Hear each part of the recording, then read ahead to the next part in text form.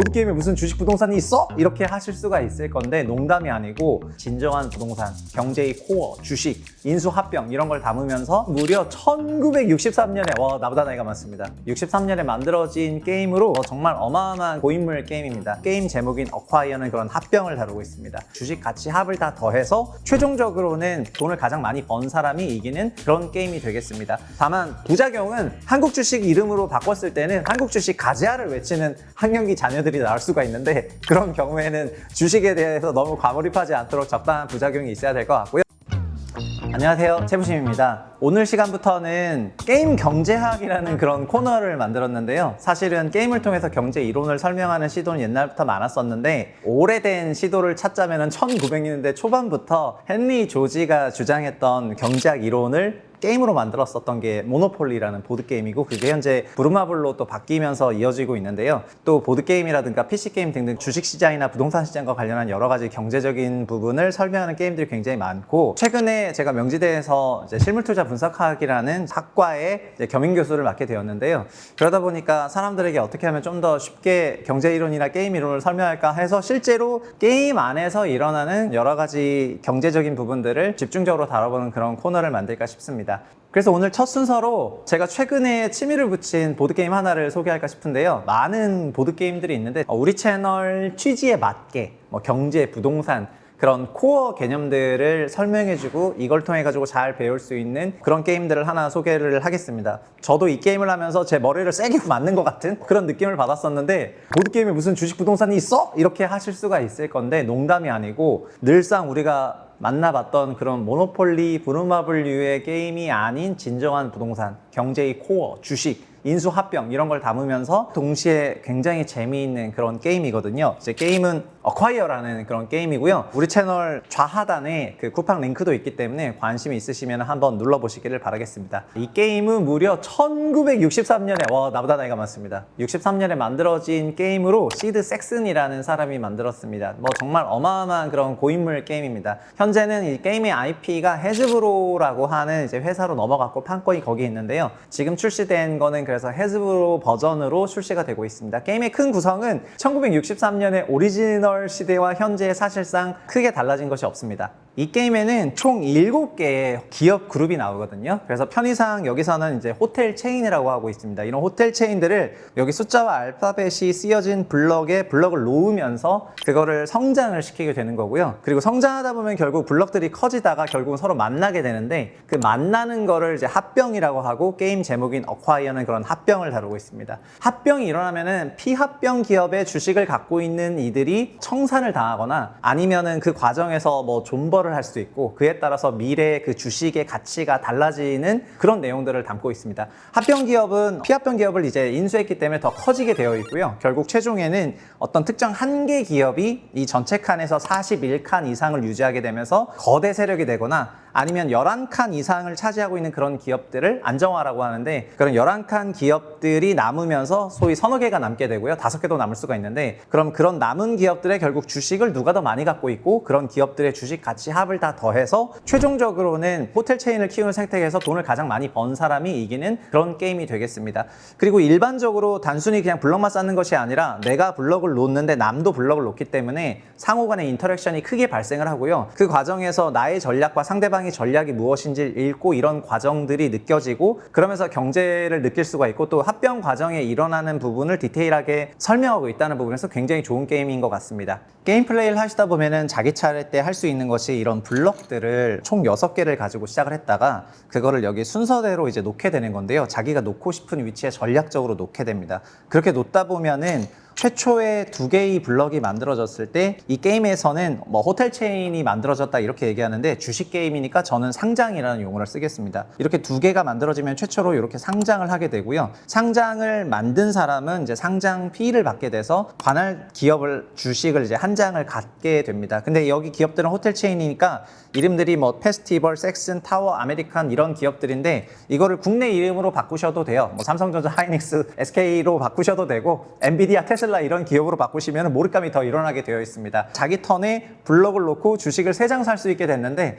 테슬라 주식을 살 수 있다고 하면 그냥 영끌해서 사시는 분들이 나오거든요. 그래서 이거를 실제 기업 이름으로 바꿔서 해도 되고, 핵심 원래는 2개 이상의 블럭이 이어지면 상장이 되는 거고요. 그리고 상장이 된 것이 서로 판세를 키워나가기 시작하다가 누군가가 이 2개 세력이 있는데 여기다가 이 블럭을 놓게 되면은 잠깐 이렇게 표시하고 이 두 기업 간에 합병이 일어나게 되는 메커니즘을 담고 있습니다. 합병이 일어나게 되면은 현재 여기서는 임페리얼이라고 부르는 그런 기업이고요. 그리고 이 회사는 월드와이드라고 하는 호텔 체인인데요. 보시면 요거는 7칸, 이거는 6칸이기 때문에 7칸 기업이 6칸 기업을 합병하게 됩니다. 그럼 이 6칸 기업의 주식을 갖고 있는 사람들이 자기 라운드를 도는 동안 주식을 꾸준히 샀기 때문에 그 손패를 까서 몇 장 있는지 밝히게 되고요. 만약에 A는 5장 있고 B는 4장 있고 C는 2장이 있다면은 표에 나와 있는 것처럼 주주 보너스를 받게 되어 있습니다. 그럼 합병을 하면서 보유 주식 수에 따라서 주주 보너스를 받고요. 이게 끝이 아닙니다. 이 게임이 재밌는 거는 합병이 일어나게 되면은 결국에는 인수된 기업인 월드와이드는 상장 폐지를 당하게 되거든요. 그리고 합병한 기업인 여기 임페리얼은 사세가 어마어마하게 커지게 되어 있습니다. 그래서 이렇게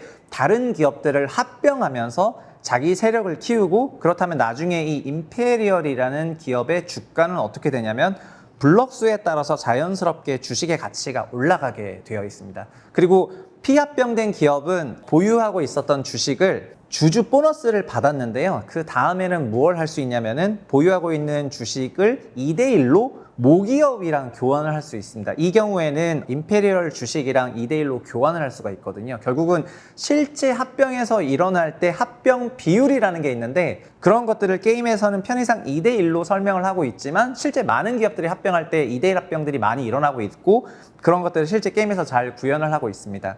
그래서 굉장히 조그만 기업도 큰 기업이랑 합병이 되게 되면은 주식의 가치가 굉장히 다른 상태에서 합병이 일어나는데, 합병 비율은 2대1이 유지가 되고 있기 때문에 이런 부분을 활용해서 여러 가지 전략적인 부분이 실제로 일어나고요. 그리고 한번 상장 폐지된 기업이 끝이 아니라 누군가가 만약에 여기 이렇게 연결을 해가지고 또 상장을 시킬 수가 있는데, 그때 다시 이제 상장 폐지된 기업인 월드와이드가 다시 이렇게 상장이 또 될 수가 있습니다. 계속 이렇게 반복적으로 게임판에 블럭이 놓여질 때마다 어떤 기업은 상장되고, 어떤 기업은 상장 폐지되고 합병되고, 어떤 기업은 다시 상장되고 또 상장 폐지되고 합병되는데, 종국에는 어떻게 끝나게 되냐면은 어떤 특정 기업이 전체 칸수 41칸을 장악한 말 그대로 독점 기업이 되거나, 아니면 블럭이 11개 넘는 경우, 지금 화면에 보시는 기업은 지금 7칸이랑 6칸 합쳐지니까 13칸과 연결을 돼서 총 14칸짜리 기업이 됐는데요. 이런 11칸이 넘게 되면은 기업이 대기업이 됐다 그래가지고 이런 기업들은 합병이 일어나지 않고 독립적으로 이제 구축이 되거든요. 그래서 다른 11칸짜리 기업과 만나게 되더라도 둘 간의 합병이 일어나지 않습니다. 그러면 자연스럽게 여기에는 11칸 이상 기업들이 서너 개가 있거나, 아니라면 41칸 기업이 사실상 완전 장악하게 되는 거거든요. 그런 과정들을 경험하게 되면서 합병, 비합병, 인수, 그리고 신규 상장, 상장 폐지, 이런 것들을 이 게임 한 판을 하는데 통상 30분 이내가 걸리는데, 그 안에 모두 다 녹아있기 때문에 굉장히 전략적인 게임이라고 말씀을 드릴 수가 있을 것 같습니다. 통상 자본주의를 가장 잘 보여주는 게임이 모노폴리인데요. 이 게임은 1903년 만들어진 게임이고요. 120년 된 게임입니다. 사실 이 게임은 헨리 조지의 이론을 시뮬레이션 해야 되는데 그 당시에 컴퓨터가 없었기 때문에 보드게임을 만들어가지고 실제로 이론을 검증하는 데 사용한 정말 유명한 게임입니다. 모노폴리 게임을 해보시면 아시겠지만 종국에는 오직 한 명만 살아남게 되고요. 한 명만 살아남는 이유는 간단한데, 토지를 독식한 사람이 나머지 임차료를 내야 되는 모든 사람을 파산하게 한다는 거를 시뮬레이션 하고 싶어서 보드게임을 만든 것이 너무나 재밌다 보니까 지금까지 이어지고 있는 거거든요. 결국은 토지를 독점하게 되면은 모든 자산을 먹을 수 있다는 걸 보여주는 게임이고, 어떻게 보면은 모노폴리는 안 해봐도 아시겠지만 결국 한 명만 이기는 답이 있는 게임인데요. 모노폴리 이후 많은 게임들이 사실은 자본주의를 묘사하기 위해서 굉장히 노력을 많이 했습니다. 어떻게 보면 1963년 만들어진 이 어콰이어라는 게임도 주식시장이 실제로 어떻게 돌아가는지를 이제 보여주려고 노력을 많이 한 것 같습니다. 그런데 사실 이 어콰이어는 모노폴리처럼 경제이론 시뮬레이션은 아니지만 오히려 부동산이랑 연결해가지고 주식시장에서 일어나는 인수합병을 실제 우리 눈으로 보여주고, 블럭 사이즈에 따라서 어떤 기업이 합병되는지를 직관적으로 표시하기 때문에, 그리고 블럭을 키우는데 나만 키우는 게 아니라 다른 사람이 키운 블럭을 내가 먹을 수도 있고, 아니면 다른 사람이 키우는 전략에 본인이 편승해서 같이 클 수도 있고, 그리고 특정 어떤 거대 세력이 만들어지고 누군가 그 주식을 독식했다고 한다면 서로 플레이하는 사람들이 그 사람을 또 견제하기도 하거든요. 그러니까 실제 우리 경제사회에서 일어나는 많은 일들이 게임상에서 거의 그대로 진행이 되는데, 그런 부분들을 특히 자녀를 키우는 학령기 자녀와 같이 게임을 뭐 하는 게 좋을까라고 하시는 분들은 주식과 부동산의 개념을 기본적으로 설명하고 전략적인 부분을 설명하는 데 있어서 굉장히 좋은 게임이라고 생각하고, 이 게임은 모노폴리처럼 답이 나온 게 아니라 굉장히 열린 결말, 그리고 주식시장의 기본 생리, 학령기 자녀들과 하시면 정말 굉장히 재밌게 즐길 수 있을 것 같습니다.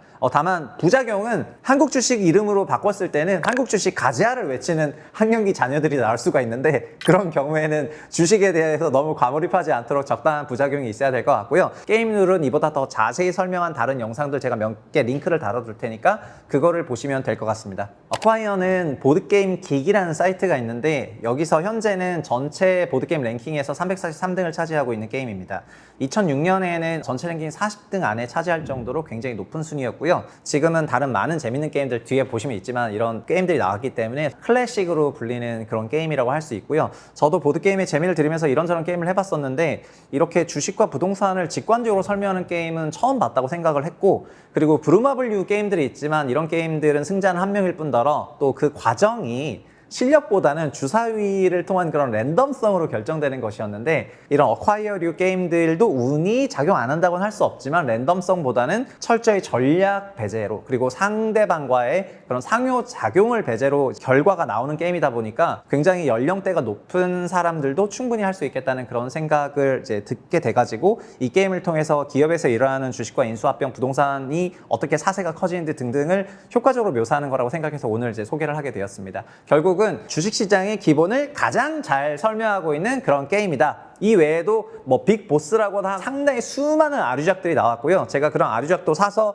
몇 번 플레이를 해봤는데, 역시 클래식은 클래식이고 1963년 만들어지고 지금까지 계속 만들어지는 이유가 있다. 근본적으로 유사한 메커니즘을 쓰고 있는 게임들은 많지만 결국 이게 가장 재밌다, 이렇게 말씀드리겠습니다. 오늘 채부심 채널에서 갑자기 뜬금 게임을 얘기하니까 조금 어색하다 이렇게 말을 하실 수도 있는데요. 앞으로 게임 속에서도 발생하는 많은 경제적인 부분을 설명하는 게임 경제학, 이런 시간을 계속 가져보겠고요.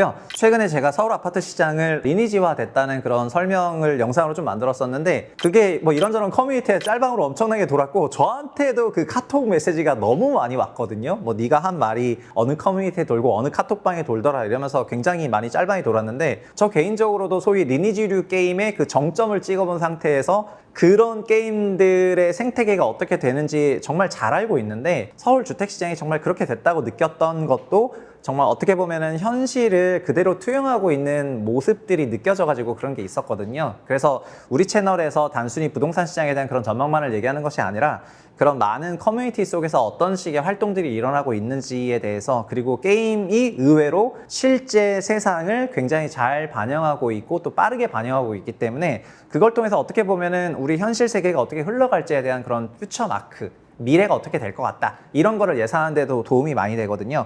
그리고 사실은 공부는 이제 두 가지인데, 공부는 이론을 익히는 것도 있는데, 옛날 공자님도 얘기하셨지만 하기 시습지라고 해서 결국은 실행을 해야 되고요. 그리고 이렇게 게임 이론을 익히는 것보다 영상 보는 것도 중요한데, 실제 이런 플레이를 해보면서 이제 경험을 통해서 경험 기억을 갖고 가게 되면은 그 부분이 훨씬 더 강력하게 각인이 되거든요. 우리 아들만 하더라도 이런 인수합병을 통해 가지고 기업들이 인수합병 되는 거를 경험을 하고, 그 과정에서 본인 주식이 휴지 조각이 되고, 그리고 다른 주식은 엄청나게 부를 일구는 거를 보면서 지금 주식과 투자에 상당한 관심이 생긴 것만 보더라도 사람이 달라졌다고 제가 많이 느끼는데, 실제로 이런 플레이를 통해 가지고 얼마든지 달라질 수가 있기 때문에 이제 쿠팡 링크를 통해 가지고 또 로켓 배송이 되더라고요. 아무런 협찬은 받지 않았지만 로켓 배송은 다음날 온다. 다음날 오면 가족이 열어가지고 게임 영상 매뉴얼 한번 보면서 플레이를 해보면은 초반에 그 엄청난 긴장감, 이런 걸 느끼면서 상당한 재미를 느끼실 거라 생각하고요. 앞으로도 게임 경제학 코너에서는 이런 방식으로 다양한 보드게임, 또는 뭐 보드게임이 아니라 다른 게임이 될 수도 있겠지만, 우리 현실을 잘 반영하고 있는, 아니면 여기서 인사이트를 얻을 수 있는 그런 게임 세상 이야기를 말씀을 드리겠습니다. 저희 채널에서 원래는 일반적으로 부동산 코너만 다루다가 책 얘기를 다루면서 채북스 코너를 조금 사랑해주고 계신데요. 게임 경제학 코너도 많은 사랑 부탁드리겠습니다. 감사합니다.